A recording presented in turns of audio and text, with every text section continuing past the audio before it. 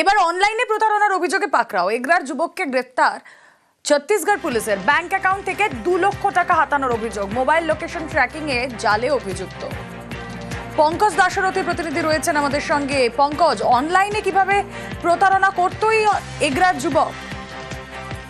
দেখো, যেখানে তদন্তের বিষয় সেখানে এগরার যে যুবক রয়েছে এই বাথুয়ারি গ্রাম পঞ্চায়েতের বাসিন্দা শুভঙ্কর সাহা, তিনি কিন্তু গত 2023 সালে তাকে কিন্তু যেখানে তেলিয়াবান মানে ছত্তিশগড়ের রায়পুর জেলার যে তেলিয়াবান থানায় একজন পুলিশ থানায় অভিযোগ দায়ের করেছিলেন যে 2 লক্ষ টাকা তার অ্যাকাউন্ট থেকে হাতিয়ে নেওয়া হয়েছে। সেক্ষেত্রে পুলিশ, ছত্তিশগড় থানার পুলিশ তাকে লোকেশন ট্র্যাক করে 2023 সালের কেসে পরে লোকেশন ট্র্যাক করে এবারে এগরার যে 2 নম্বর ব্লকের এই বাথুয়ারি গ্রাম পঞ্চায়েতের পাহাড়পুর এলাকায় সেই লোকেশন ট্র্যাকে ধরা পড়ে। সেক্ষেত্রে পুলিশ এবং এগরা থানার পুলিশ এবং ছত্তিশগড় থানার পুলিশ যৌথ উদ্যোগে আজকে করে তার বাড়িতে অভিযান চালিয়ে তাকে গ্রেফতার করে। তবে এই অভিযুক্ত যে যুবক তিনি কিন্তু স্বীকার করেছেন, তবে তিনি স্বীকার করার পর তিনি জানিয়েছেন যে তার মোবাইল চুরি হয়েছিল, তার মোবাইল থেকে কিন্তু অন্য কেউ এই ব্যাপারটা করেছে। এই নিয়ে পুরো বিষয় কিন্তু আজকে কাঁথি মহকুমার আদালতে তোলা হয়, সেখানে বিচার ট্রানজিট রিমান্ড নিয়ে তাকে কিন্তু ছত্তিশগড় নিয়ে যাওয়া হবে এমনটা কিন্তু জানিয়েছেন। ওকে।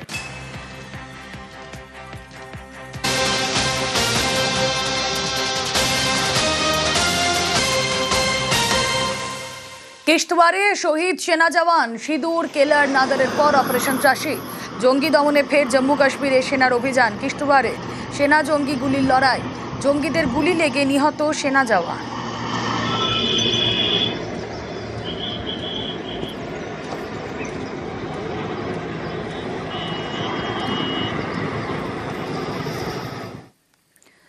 পশ্চিমবঙ্গের একটা বড় অংশ জুড়ে ভারত বাংলাদেশ সীমান্ত, আর এই সীমান্তে অনুপ্রবেশ রুখতে করা মুখ্যমন্ত্রী। উত্তরকন্যায় প্রশাসনিক বৈঠক থেকে পুলিশকে আরো নজরদারি বাড়ানোর নির্দেশ মমতা বন্দ্যোপাধ্যায়। আমি শুনছি অনেক বাইরের লোক, কেউ আসাম থেকে, কেউ ইধার থেকে, কেউ উধার থেকে, বিভিন্ন লোক বিভিন্ন এলাকায় ঢুকে এমনকি আমাদের সমর্থকের কাছেও তার নাম্বার, তার প্যান কার্ড নাম্বার, তার আধার কার্ড নাম্বার, তার ফোন নাম্বার, সে কি করে তার ডিটেলস নিয়ে চলে যাচ্ছে অফিসারদেরও। আমি পুলিশকে বলবো, বি অ্যালার্ট, বাইরে থেকে কোনো জঙ্গি যেন কোথাও গিয়ে শেল্টার নিতে না পারে। অথরাইজড লোক ছাড়া কেউ কাউকে কোনো ডিটেলস দেবেন না। এরকম অনেককে ধরা হয়েছে।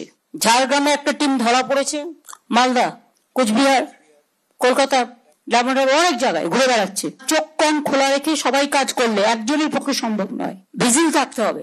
যত বেশি ঘোরা যাবে পুলিশের ভ্যান নিয়ে, মানুষের জানবে যে অ্যালার্ট আছে। বর্ডার এরিয়া খুব সেন্সিটিভ, বিএসএফ এর দায়িত্বে আছে বলে আপনারা আইসিরা, ওসিরা সব চোখ কান বুঝে বসে রইলেন না, সেটা হয় না। এবং পাড়ার ক্লাবগুলোকে হাতে রাখুন। বুধবার উত্তরকন্যায় প্রশাসনিক বৈঠক। এই বৈঠকেই সীমান্ত অনুপ্রবেশ রুখতে কড়া বার্তা দেন মুখ্যমন্ত্রী মমতা বন্দ্যোপাধ্যায়। পুলিশ প্রশাসনকে আরো সতর্ক থাকার নির্দেশ দেন।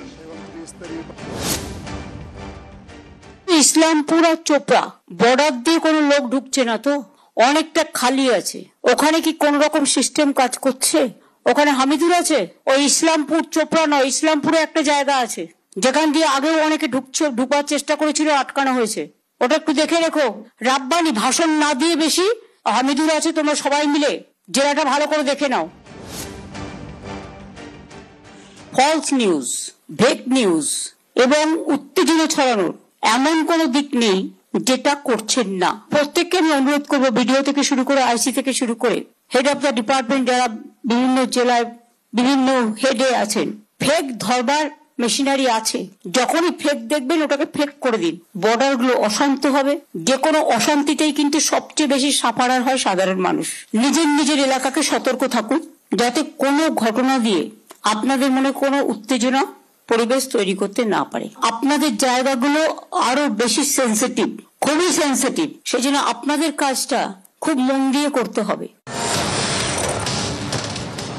পহেলগাঁওয়ে পাক জঙ্গিদের হামলা, এর বদলা নিতে ভারতের অপারেশন সিঁদুর। এ নিয়ে ভারত পাকিস্তান সীমান্তে টানা উত্তেজনা, ভারতের পূর্ব প্রান্তেও সতর্কতা। বাংলাদেশ ভারত সীমান্ত মোট 4096 কিলোমিটার। এর মধ্যে পশ্চিমবঙ্গেই বাংলাদেশ সীমান্ত প্রায় 2217 কিলোমিটার। বাড়তি সতর্কতা শিলিগুড়ি করিডোর অর্থাৎ চিকেন নেকে। এই চিকেন নেকের একদিকে নেপাল আরেকদিকে বাংলাদেশ। উত্তর পূর্বে রাজ্যগুলির সঙ্গে ভারতের বাকি অংশ যুক্ত এই চিকেন নেকের মাধ্যমে। এদিকে আলিপুরদুয়ারে হাসিমারায় বায়ুসেনা ঘাঁটি, এই ঘাঁটিতেই রয়েছে যুদ্ধ বিমান রাফাল, তাই সীমান্তে বাড়তি সতর্ক বিএসএফ। পুলিশকেও সতর্ক থাকার নির্দেশ দিলেন মুখ্যমন্ত্রী। News 18 Bangla.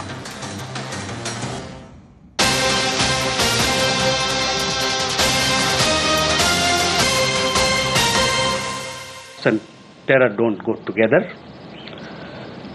On terrorism itself, as I had said earlier, we are open to discussing the handing over to India of noted terrorists whose list was given to Pakistan some years ago.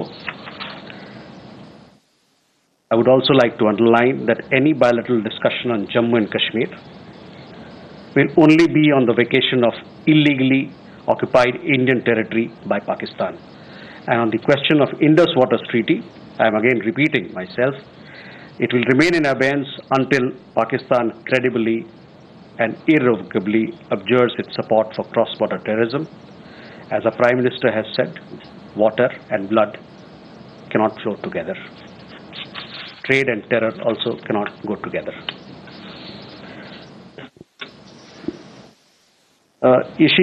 Regarding meeting between two countries, that's fine. We have taken note of them. Further to that, किसको? देखिए, पिछले press वार्ता में हमने इस मुद्दे पर अपना पक्ष रखा था। उसके आगे मुझे और कुछ कहने की जरूरत नहीं है, लेकिन मैं ये बात आपके सामने रख दूं कि ये 3 जो मुद्दे हैं भारत पाकिस्तान पे, उस पे हमारा क्या पक्ष है।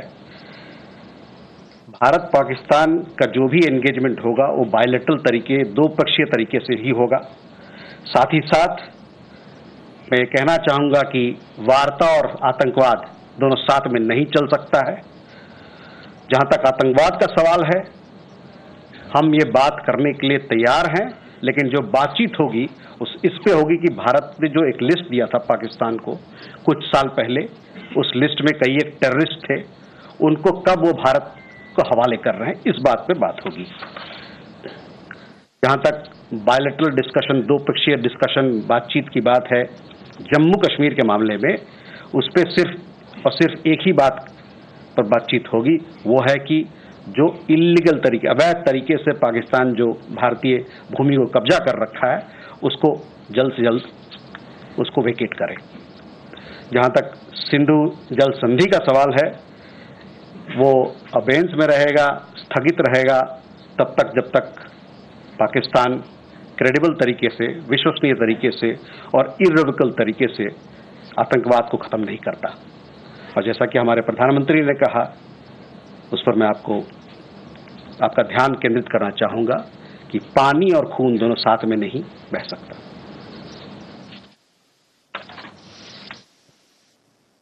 Ishi, on your question regarding meetings of 2 foreign ministers of different countries, this is for them to decide what they have to do, how they have to engage.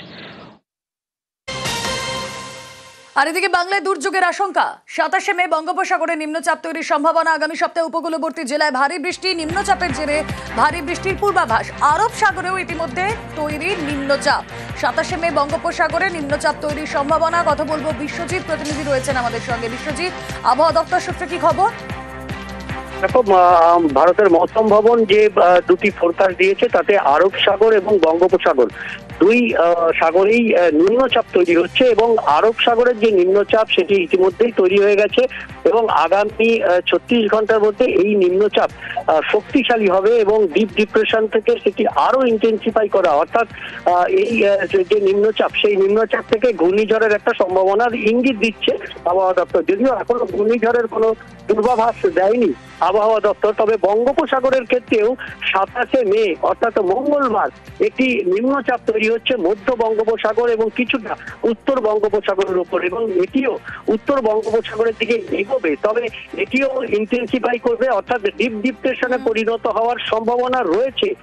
তবে এখনো কোনো নিম্নচাপই যে ঘূর্ণিঝড়ে পরিণত হবে সেই ঘোষণা না করলেও বিশ্বের অন্যান্য মডেল কিন্তু জানাচ্ছে যে এই 2টি সিস্টেম থেকেই ঘূর্ণিঝড় হবার সম্ভাবনা রয়েছে এবং সেক্ষেত্রে মে মাসের শেষেই এই আচ্ছা। দুই যে সিস্টেম সেটি স্থলভাগের আচ্ছা। দিকে আসতে পারে এমন বেশ, সম্ভাবনা এমনি তৈরি আমরা হচ্ছে। দেখি মে মাসটা ঘূর্ণিঝড় প্রবণ। গত বছর আমরা রেমাল দেখেছিলাম, তার আগে আমরা আমফান দেখেছিলাম।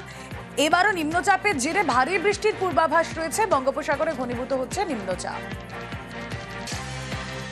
ওয়েস্ট বেঙ্গলের সব জেলাতেই আগামী এই সপ্তাহে মানে আগামী 7 দিনে সব জেলাতেই বৃষ্টির সম্ভাবনা আছে। দক্ষিণবঙ্গ উত্তরবঙ্গ মিলিয়ে অনেক জেলাতে আজকে কমলা সতর্কবার্তা দেওয়া হয়েছে।